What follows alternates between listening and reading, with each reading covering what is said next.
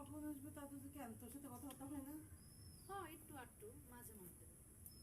কি কর মাঝে মধ্যে? আমি তো ভাবছি আরো তোর কাছে আমি খবর নিব।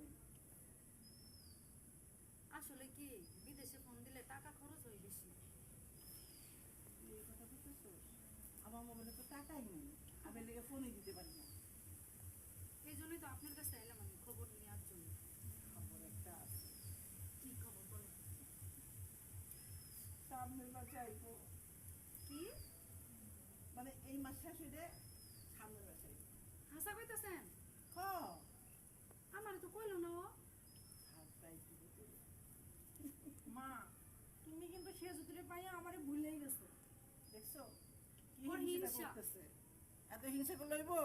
যখন এই বাড়িতে এসে উঠবো তখন কি করবি? তোমার খালি কিন নাই। এখনো তো ভাবি হয় নাই, এখনই এই অবস্থা। তোমাকে দুজনের রাইখা আমি আমার বাপের বাড়ি যাবো, দেখো জানটা শান্তি করে একটু বেড়াবো। এখন যদি 2 দিন যায় আমি কোথাও থাকি, মাইয়া মাইয়া বাপ আমার পাগল করে ছাইরা দেয়। আমি এলে আরো এক পাও বাড়ির থেকে বাড়াইতে পারবো না। এটাই আমার বড় শত্রু। হ্যাঁ, তুমি ঠিকই কথা কইছো ভাবি। ঠিক কইছি না? তুই আয়, তুই এলে, তোর লইয়া, আমার মায়ের লইয়া আমরা আমার বাপের বাড়ি যাইতে পারি। ওই যে নদী আছে, পুকুর আছে, ইচ্ছা মতো গোসল করবি, বড়শি দিয়া মাছ ধরবি, আর গাছে উঠে আম পেলে খাবি।